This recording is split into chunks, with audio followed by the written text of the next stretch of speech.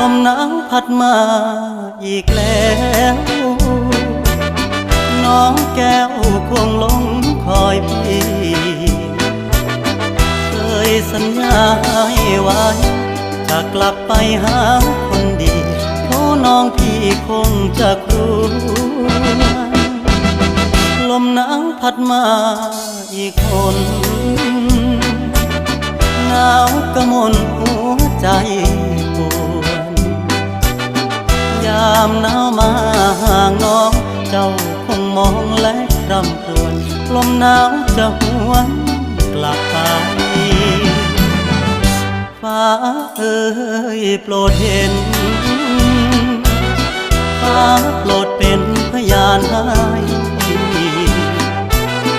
ความรักยังไม่คลอนนิรันดร